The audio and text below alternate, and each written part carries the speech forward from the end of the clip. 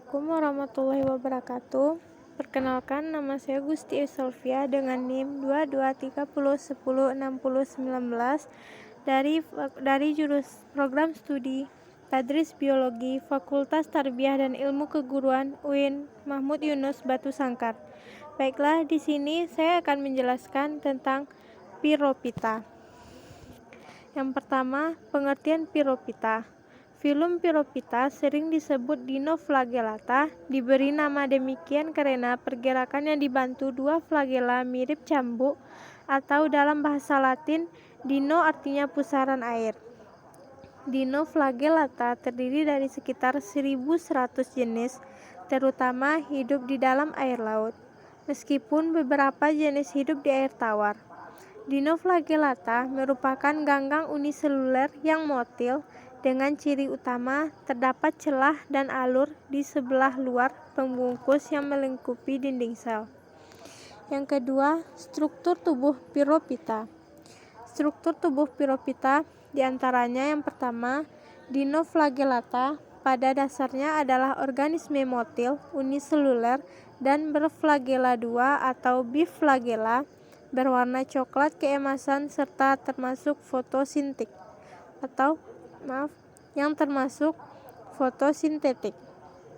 Yang kedua, sel umumnya ditutupi oleh mantel atau lempeng kaku.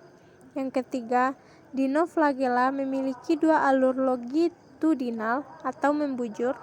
Yang keempat, dua flagella pada dinoflagellata berbeda atau heterokon.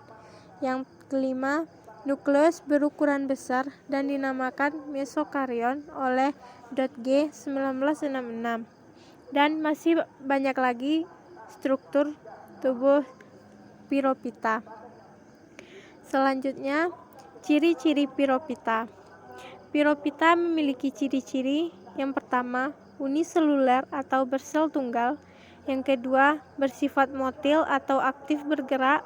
Yang ketiga, memiliki flagella. Yang keempat, memiliki dinding sel nyata. Yang kelima, bersifat autotrof. Yang keenam, hidup bebas atau bersimbiosis. Yang ketujuh, memiliki vakuola non-kontraktil. Selanjutnya, klasifikasi Piropita. Karena dinoflagellata dapat dilihat baik seperti tanaman dan hewan, klasifikasi mereka telah diperdebatkan di kalangan ahli botani, zoologi, dan paleontologi. Yang paling banyak diterima skema klasifikasi adalah bahwa semua dinoflagellata adalah anggota kerajaan Protista, divisi Dinophyta, dan kelas Dinophysi. Selanjutnya, reproduksi Piropita. Seperti halnya Euglophyta, Piropita juga melakukan reproduksi hanya secara aseksual, yaitu dengan membelah diri. Tetapi beberapa jenis dapat menghasilkan kista atau stadium istirahat yang bersifat seksual. Kista tersebut kemudian akan berkecambah menghasilkan individu baru pada kondisi yang cocok. Selanjutnya, contoh Piropita. Contoh Piropita ada 3. Yang pertama, Fiesteria. Yang kedua, Gonyaulex. Dan yang ketiga, Noctiluca scintillans. Baiklah, kita akan membahas satu persatu contoh Piropita. Contoh yang pertama yaitu Fiesteria.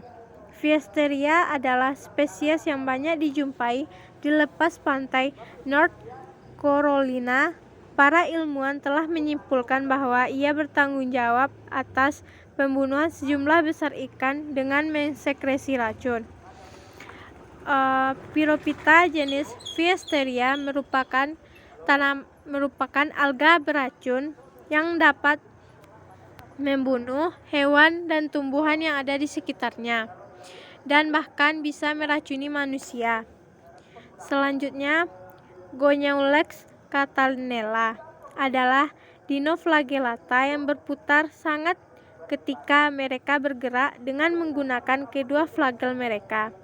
Mereka juga salah satu yang terkenal spesies bercahaya dari dinoflagellata karena mereka mengeluarkan cahaya biru hijau di perairan yang mereka huni. Jadi ciri yang membedakan antara Goniaulax catanella dan contoh dari Pyrophyta lainnya yaitu pada Goniaulax catanella bisa mengeluarkan cahaya biru hijau di perairan, sedangkan yang lainnya tidak. Selanjutnya, Noctiluca scintillans adalah spesies Dinoflagellata heterotropik yang memakan plankton yang ditemukan di muara dan daerah dangkal dari landas kontinen.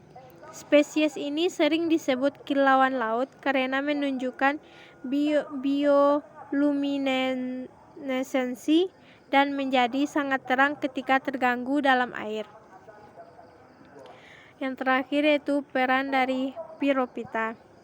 Dinoflagella sering menyebabkan suatu fenomena menarik di laut, yaitu dapat menghasilkan warna laut yang tiba-tiba memerah. Fenomena ini sering disebut pasang atau gelombang merah atau red tides. Kondisi seperti ini mengandung suatu racun yang dihasilkan Dinoflagellata dan dapat meracuni ikan, kerang, dan kadang-kadang manusia. Baiklah, hanya sekian yang dapat saya jelaskan. Jika ada kata-kata salah, mohon dimaafkan. Wabillahi taufiq wal hidayah. Wassalamualaikum warahmatullahi wabarakatuh.